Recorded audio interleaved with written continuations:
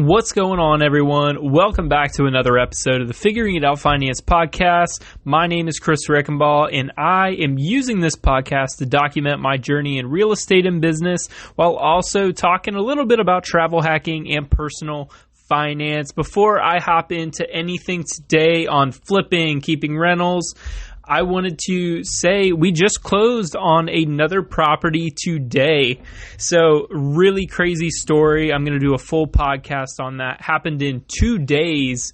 The one flip I had under contract got delayed. This one popped up, got sent it on Wednesday, and we ended up closing today on Friday. So quick 2 days, crazy 2 days, and I will have a podcast episode covering every piece of that. So before we hop into today's episode, go follow me on all the socials where I post every weekday on Instagram and TikTok. And then you can also find the podcast links for YouTube, Spotify, Podbean, wherever you listen to your podcasts, on Apple as well, mainly on YouTube, but you can find all of that on figuringitoutfinance.com with all of my links and a little bit more of my story. So let's jump into today's podcast. Like I said, it was a little bit crazy this morning, getting into it with that 2-day close, making sure we get everything done and recorded. I was even in Miami, which I'll be doing a travel hacking episode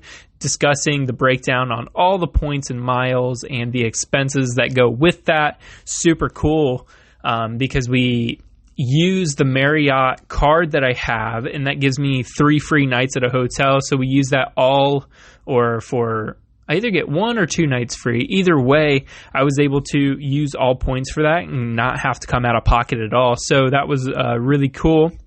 And doing this, getting this flip under contract and then purchased all in the 2 days. So busy 2 days, but today's topic is going to be flipping versus keeping rentals. So if you follow me on TikTok, I posted this week or last week about, where my head is at right now with flipping versus keeping rentals, because I actually had somebody in the comments reach out and say, hey, good luck with those taxes.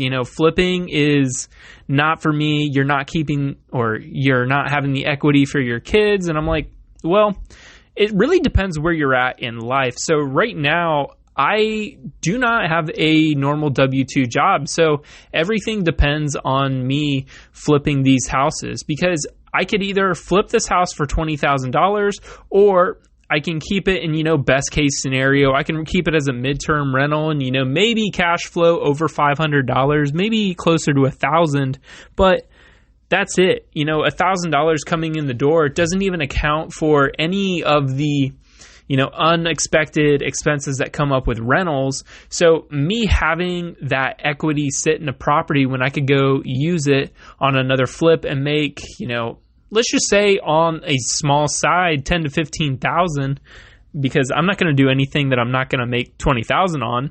So it doesn't make sense for me to be keeping the rentals right now because I need the income coming in. So that is my pitch when I'm talking flipping versus keeping rentals. So I wanted to kind of go back between both of those. So like I just kind of described, I am flipping right now because this is my full-time job and I want to be able to create the most amount of money coming in that I can as it would be a normal job. So me being able to make, let's say I do 5 flips this year or next year and make $100,000. So that's a really good salary for some people, but if they're working a normal W-2 job and it's not sales, then it doesn't really matter how hard they work. It's, their salary is going to stay the same. So say I flip 10 and make 20,000. Well, that's 200,000. And, with the flips we have, and the projects we have going on right now, we have 3 projects going on right now that are all probably going to be, that are going to be done and sold in Q1 of next year. So the one has upwards of a $30,000 profit. The other one, we're looking, between the range of 40 to 60. And then this other one's going to be a little bit smaller, but I could even burr that one out if the numbers come out right. But that one has closer to above 30,000. So that's over $100,000 before the beginning of the year in just that quarter one. And that's not to brag at all. That's just the plain numbers of why I'm looking to flip, because I can use that income, go do more flips, all while I'm using that same private money that was lended to me to go do more. And then we could start looking at Airbnbs. We could put 20% down on properties, and then we could slowly start buying that cash flow as I have that income coming in.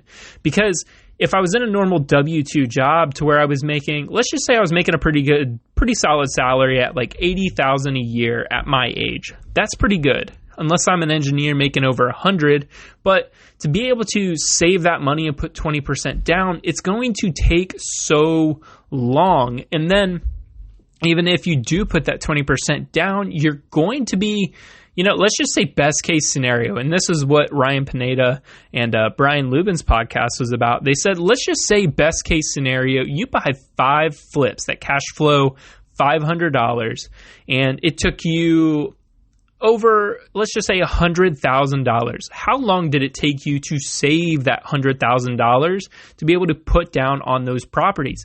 It's going to take a really long time because it's not your active income. That is all passive income, that $2,500 coming back to you if you're cash flowing $500 on those 5 properties. So why would I keep those at this point when I need money coming in every single month? I would so much rather take that $15,000 in 3 months on the low side, because that's $5,000 per month for 3 months.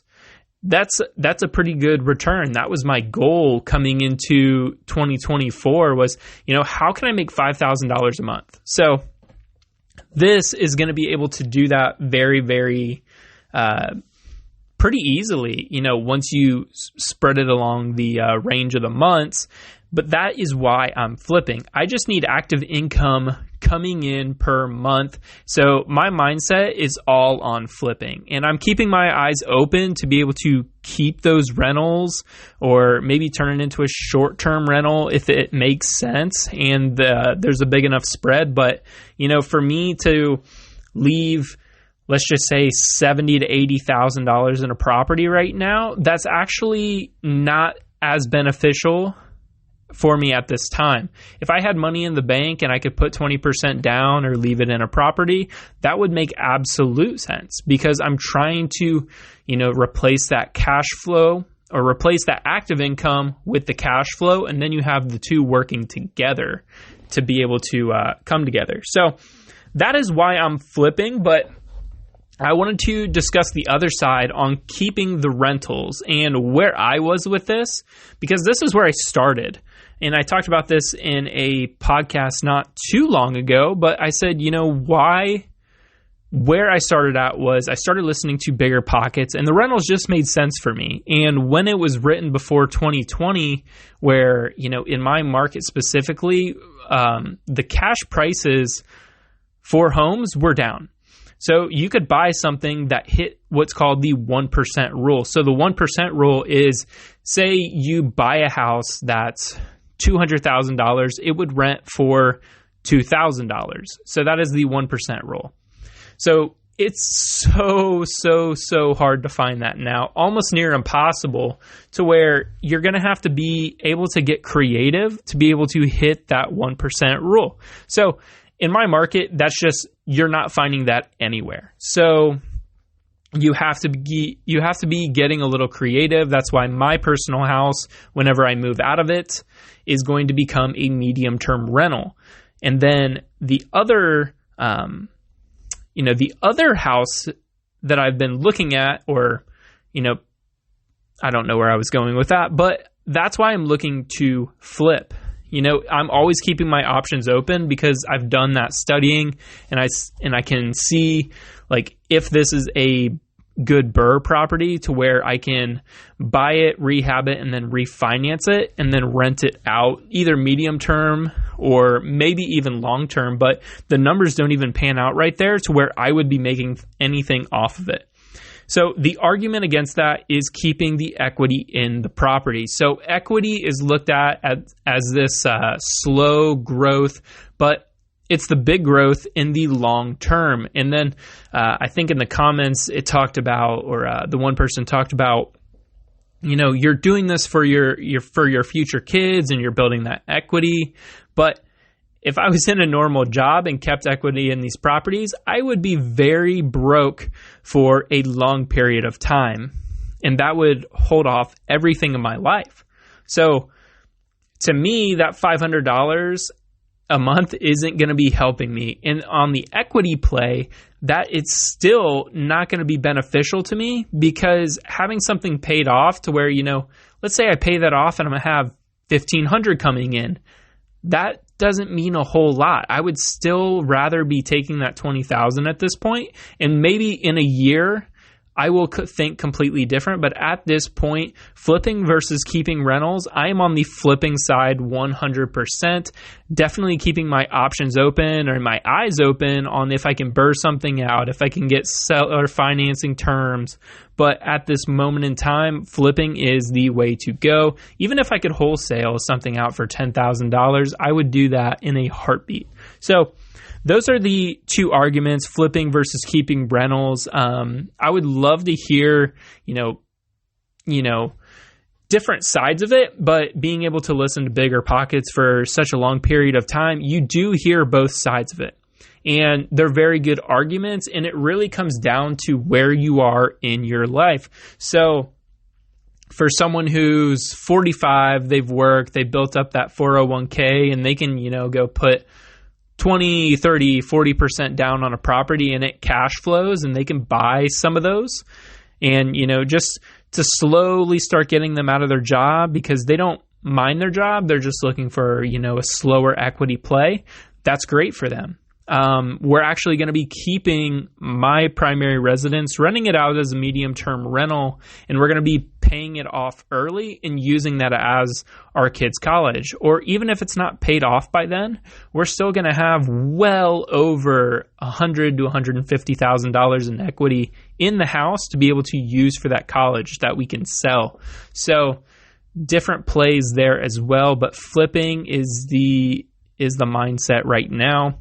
Is the quick get in, get out, make money, and then move on to the next project. Keep snowballing that to where we have enough money coming in, like those higher paying corporate jobs or sales jobs, that I can, go put 20, 30, 40% down on a rental and then have that thing cash flow for me. So that is the podcast for today. That was episode 90, flipping versus keeping rentals. I hope that explains my side of what I'm doing right now. And, I completely agree with the other side, but everybody is at different points in their life. So this is just where I'm at, where my mindset is.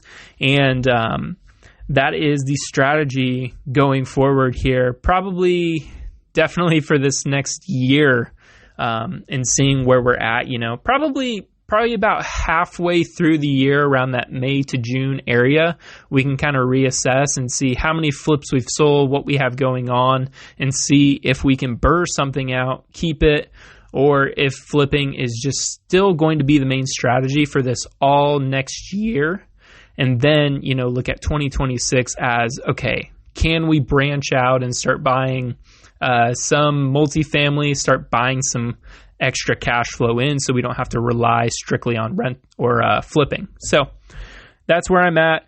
Thank you for tuning in to another episode of the Figuring It Out Finance podcast, episode number 90. I'll be back again on Monday, and next week I'll be breaking down the flip I just bought today, as well as the Miami travel hacking trip. Stay in tune, or tune in for those two episodes coming up soon. See you again.